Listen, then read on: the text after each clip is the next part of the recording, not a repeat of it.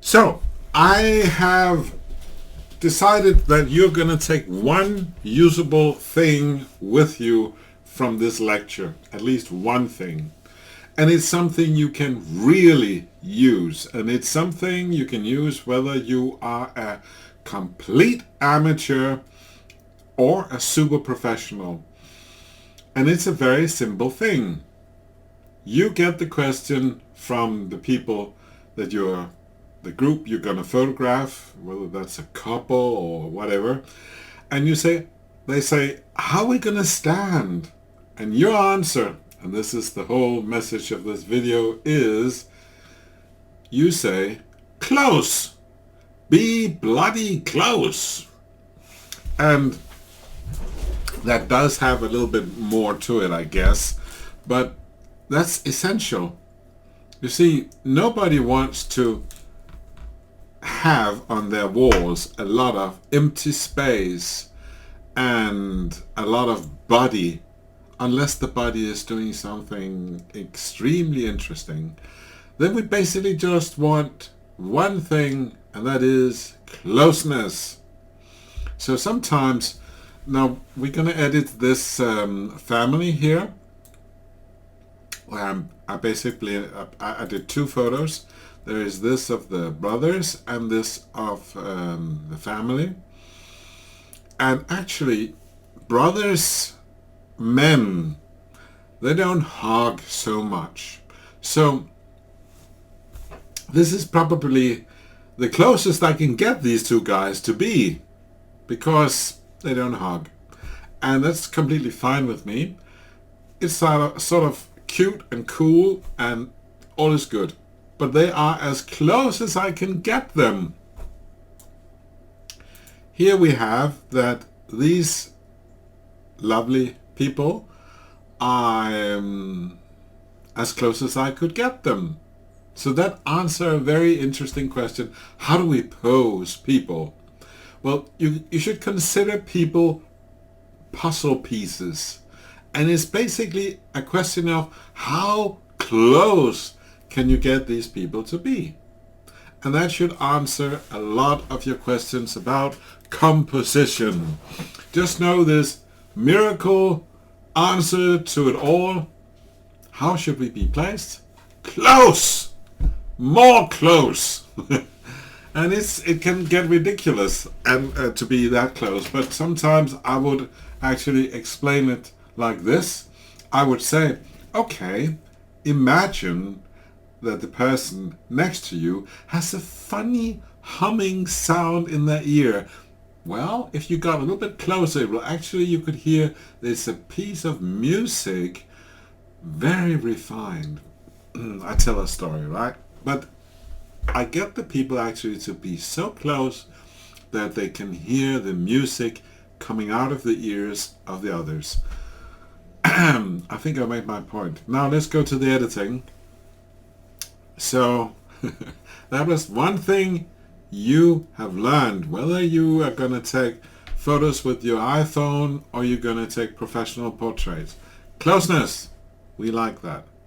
Overall. So we have this lovely family. And there is some skin issues I want to fix, but before I fix skin issues, I use the function called levels just to bring it up a little bit so I can see what I'm doing. So at this point, we can see what we are doing. And as always, I have one layer specifically for editing. And what I do is I use the clone tool, and I do the opacity for 50 or around, so it doesn't have to be exactly 50. That works very well. I do have a very soft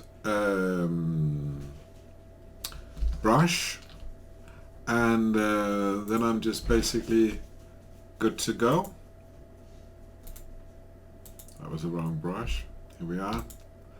And then it is very important when you do cloning that you select a skin tone area which has the same shading. Otherwise you're going to make small mistakes and you're actually going to make it worse. So up here, same thing as this thing. So you basically clone from one shade of the same, and then you can easily remove whatever you want to remove, and then you just basically work your way through. And I don't ever do, I don't change, I don't remove scars, and I don't remove birthmarks. Something up here in the hairline. I need to get a little bit closer to see what I'm doing. There's also one here. That gets to be a bit, maybe I don't need to do that, but I did, so that's fine. Let's look how we're doing. And this is basically at this point in time, somebody who is very into Photoshop would probably say, okay, I got that, let's move on. But I want to show the whole process because this is real work. This is what I do, and I often do this while the customer is in the studio, but not to this degree, because here I'm finishing up the photo, and this photo is going to be 30 by 45 centimeters, means it's going to be pretty high detail, not super high detail, but I still need to do a rather good job. And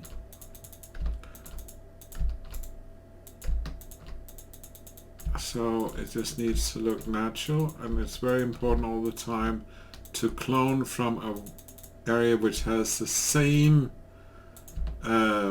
gradual change also, because if you it takes a little bit of doing to find these spots where you can clone from, and then just have all these skin issues just disappear.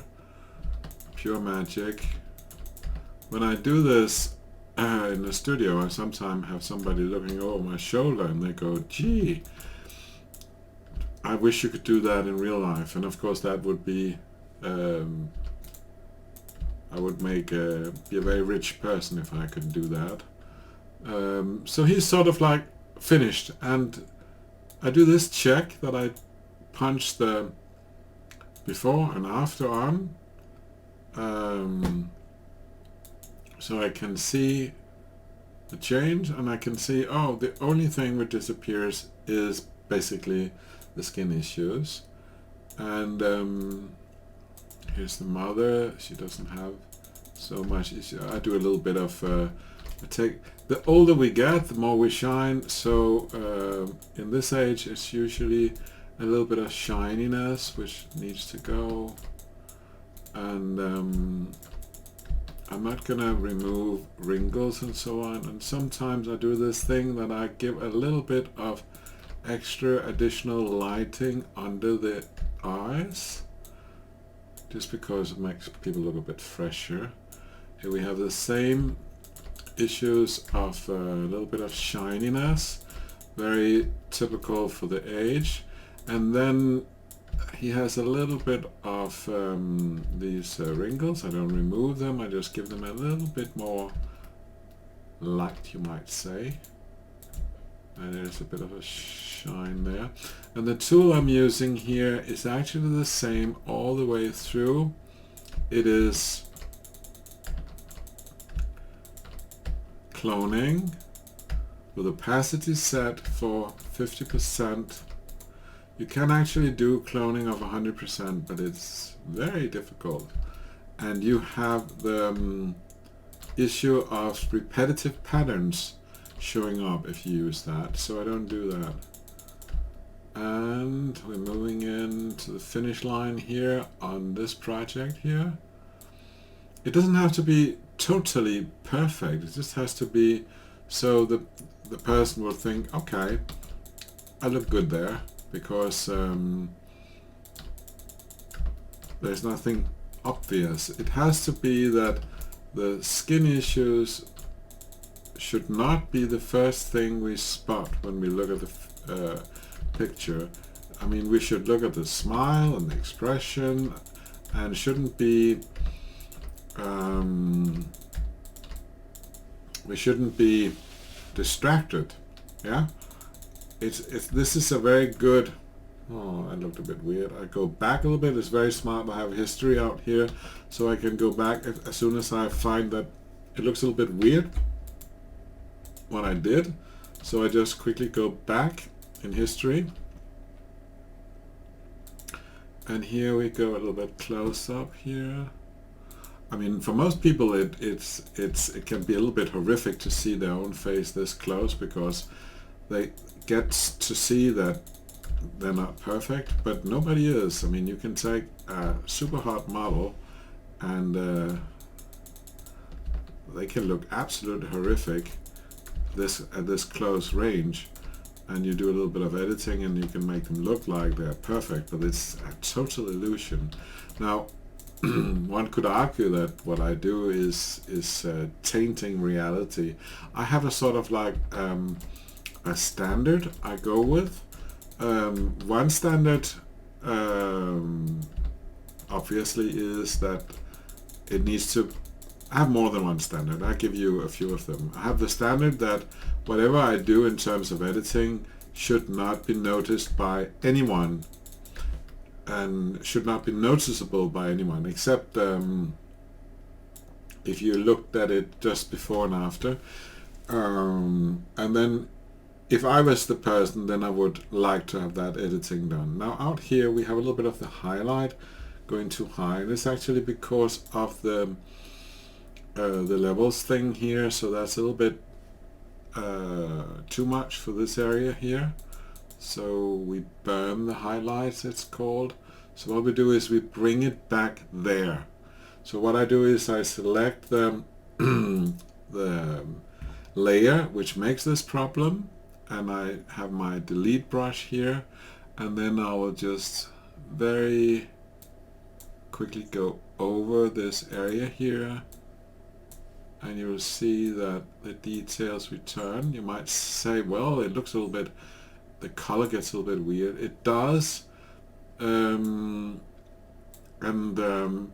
you might be concerned about that, but you shouldn't, because this is going to end up in black and white, so we are not concerned about this at all. If it was a color photo, you would see the color now looks a bit weird, because I have it comes from here, and then I did this, but that actually changed also the tone of the picture a bit. So if it was a color picture, I would continue differently, but it's not. It's going to be a black and white, so as soon as I put the black and white thing on, you'll be able to see that now it is not important, the little bit of a different color out here. Now we finish it up in color, black and white, and then there's just a few things I spot down here. There's something sticking out, and that irritates me, and this is not required of me to do at all. This is not somebody a customer will not complain about, oh, you didn't remove that piece of thread, but it annoys my eye, and I think, well, want it gone, because well, that's standard that if it was me, then I would like to have it gone. So you should treat your customers like how you would treat yourself. What would you prefer? Oh, there's a little bit of I don't know what that is, a piece of hair or something that could go at the same time. And let's just do a quick, let's call it a vacuum clean sweep. We just go quickly over to see if there's anything catching our eyes. That is actually here, and I'm not sure I should do anything about it. There is something here. There is a line. I have no idea where this line is coming from. It could be a fabric error or something, but I will just quickly see if I can fix it. And I'm not going to use too much time on it because this is really not something that anybody could require of me to do anything about, but because I can, and I'll do it, and on the principle that I would like to have it done. So you see, I can make a difference, so that's fine. So now these people look pretty natural, pretty unedited, but they are edited, and that's fine. So I think we're gonna, oh, there's a bit of a wound there on the mother's hand. And of course, this is also one of the things the customer, unless they have said to me, I expect you to remove that wound. What I do right now is not expected. It's just extra service because I can do it. And why shouldn't I do it? So now we will move into the finish. Actually, when you saw the picture going from color to black and white, you see, okay, it's not so dark here. But when we turn it into black and white, you see that it becomes too dark. So we're going to do something about that. First, I spotted something in his hair. At this point, I will remove anything which I see, because if I keep it to until later, I might have forgotten it. So I take it and remove it the moment I see it. Okay. So we're gonna activate the black and white, and we see, oh, it's a little bit dark now. So I'm gonna use curves now, and I'm gonna use curves especially on their faces. So I'm actually only looking at their center face right now to see what it does. In the moment when I say I am looking at the center face and say that's cool, then I use invert on this level and it goes back, and then I will now paint in this effect only on their faces, because this is like I'm putting an extra spot precisely on their face. He's a little bit dark in his shirt. So I'm gonna use it there as well. I can also use it here, especially on the face. See, if I actually do this right, they will get cheekbones, nice cheekbones by doing this. You see, white shirts don't need so much extra light, so I only go for the dark areas. Now, I will do one of the things now which I used to do in the dark chamber of when I did black and white back in the old days. I will do a little bit of holding back the light. One did that with one's hands and other things. And what I've done is I've drawn a line around. I use feather, and then I put it to 250, and then I want to select this out here, so I press reverse or inverse, sorry, and then I go with my levels function, and I'm just gonna dip it a little bit, because, and I do this by moving the the levels from here, and I'm gonna make it a little bit darker. You can see this effect tends to sort of like put the light towards their faces, and looks like, oh, he really placed the light very well. You can see the effect when I turn it off. It looks pretty plain, and here it's much more nice and cozy. So at this point in time, I'm pretty all right. I'll be looking at it. Is there anything else I could do? And there's a few things I could do, and I'm looking at the hair of this, and right now I'm only looking at the hair and say, oh, I like the hair of the two boys now. So I pressed inverse again, and the effect left the general picture, and now I'm gonna just use this effect to make the make the hair more alive. Yeah, so that's all. Here's a little bit of a dark area. I'll bring in a little bit more light. Still a bit dark here. Bring in a little light. The hand can take a little bit more light. Here we can also put a little more light. So I'm basically running around with my little flashlight, Photoshop flashlight, and say, okay, should I put a little bit more light here? Should I do it? And now I'm like, okay, I like that. This looks like a solid old school black and white photo. So I'm gonna actually save this and say that's cool. And I would continue to do the exact same thing with the boys. Okay, so I think that's it for this video. So that was a basic cleanup of a standard portrait photo.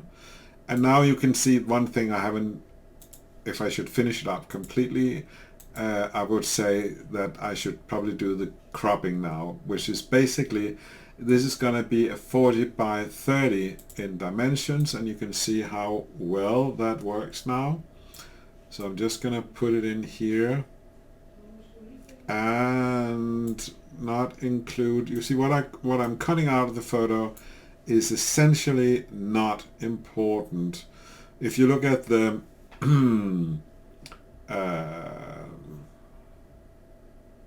what is outside the line now is just not important. So when I do this and like this, then we have, this is the finished photo, and that looks quite nice. I like that. So I'm gonna conclude the video here now. This is was a rather fast video compared to my initial ones, and I think this to summarize what you are supposed to have gotten out of this is that you have gotten out of the basic editing of a black and white photo from a color, and a very basic information and important information on composition, namely, as you might have forgotten, we don't know, closeness. Bring people close. Have them use their hands. Have them, I mean, you can also simply give them the instruction, all right, let's do a nice family hug. That's sort of the same. So, well, closeness is the key point. I made my point. All right, and if you haven't already, please subscribe to the channel, give it a like, and blah blah blah blah. All right, if you got any comments, like things you want me to talk about on these videos, just write them in the comments. That'd be very helpful. Thanks for hanging in there.